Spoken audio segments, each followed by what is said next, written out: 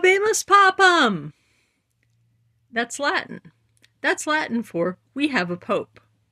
And on May 8th, that was what everybody heard, and everybody got really excited. Did we know what we were going to get? Absolutely not. We'd been, all the Catholics and a lot of the non-Catholics had been spending the past, had spent 2 or 3 days in absolute pins and needles anticipation, constantly checking on their phone or on the TV or just watching, sitting there on the couch, reading a book, trying to see what those little seagulls were up to. And then there was white smoke. And then everybody was really excited because that meant that we had a pope. But we didn't know who the pope was yet. Because as soon as the pope gets elected, the pope is taken to what's called the Room of Tears. Because a lot of popes kind of cry when they realize what's happened to them and that good, bad, and indifferent, their life is never going to be the same again. So they put on the papal garments, one of which are pre-prepared in sizes small, medium, and large. Pope Leo took the medium, which was coincidentally the only new vestment that had been made. Francis had the small and large ones archived, archivally stored, that is, so that they didn't have to waste money. And then once the Pope has been dressed in his Pope suit and any necessary adjustments have been made, then then someone walks out on the balcony and announces, we have a pope, Habemus Papum, and then announces the name. The whole thing happens in Latin, which means that you have a whole bunch of words and then a first name, and then you have a whole bunch of words, and then you have a last name, and then you have a whole bunch of words, and you have the name that the Pope has taken. What this meant is that on May 8th, 2025, we were sitting there and Robertum, and all of us went, Robertum? There weren't any Robertos. It must be a Robert. What cardinals are named Robert? And then the world held its breath, or at least the Catholic world held its breath for about 10 seconds. And then he said, Prevost. And the world started cheering because we couldn't believe it. Because there was an American Pope. And around every dinner table, in every coffee shop, in every seminary, when people were talking about who might be Pope, most people did not pick Prevost because he was an American. And we didn't think there would be an American Pope because, well, we all saw how people reacted when Trump said, hey, you know, that Dolan guy, I like the cut of his jib, which was probably the least helpful thing that he could have said about Dolan.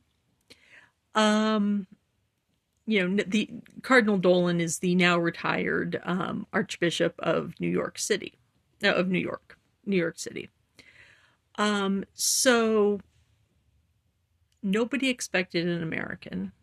Nobody expected another guy with experience in Latin America. Nobody expected somebody who was from a religious order. That was what we got. And everybody was shocked.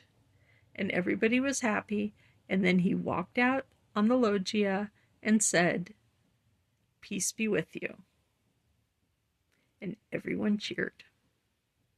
and everyone cheered for peace because we were happy, because after a period of formal mourning, after a period of contemplation, after a period of not being sure what the future was going to look like, we had a pope.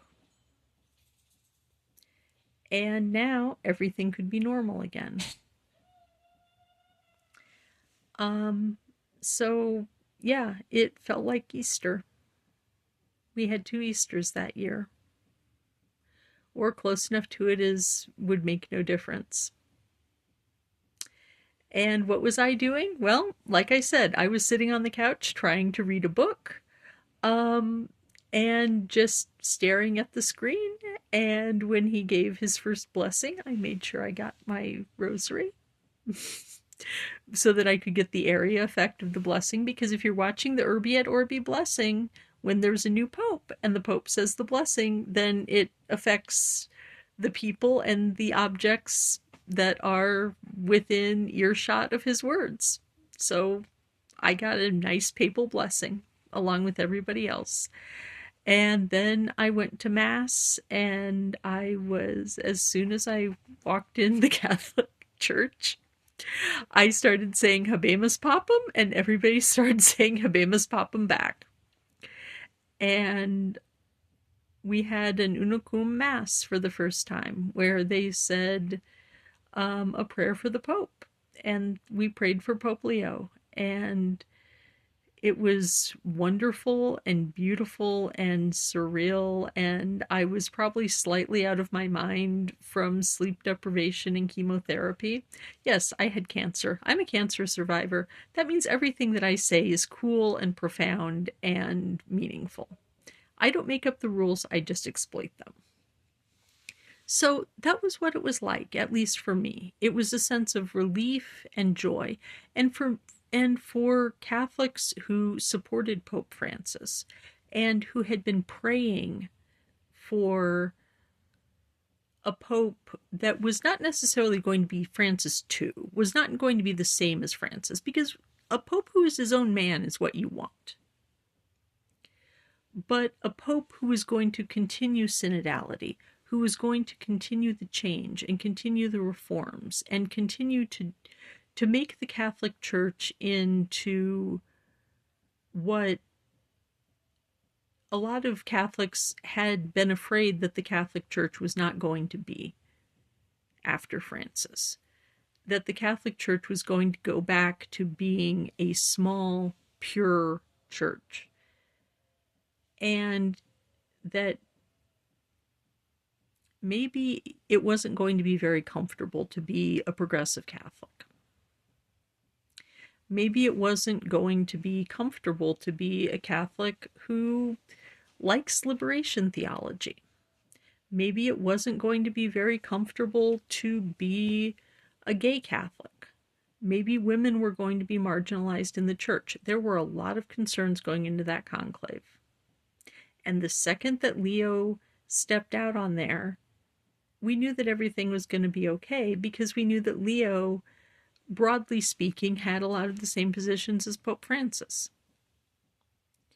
And if you were a conservative Catholic, it felt good that he was introduced in Latin and he went out there wearing the mozzetta, which is the fancy red stole that popes wear on very special pope occasions. And that he prays beautifully in Latin and speaks Latin very well. And yeah, that basically you have a pope who is Catholic in the very best sense of the words. And yeah, so once again, Habemus Papum. And the best part is that because of Leo,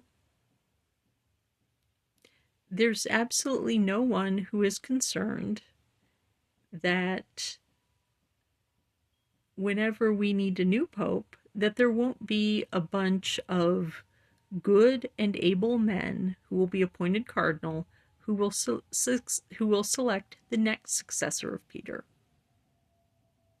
So that in 100 years or in 1,000 years, there's a very good chance that people will still have a good reason to say Habemus Papum, a few times a century.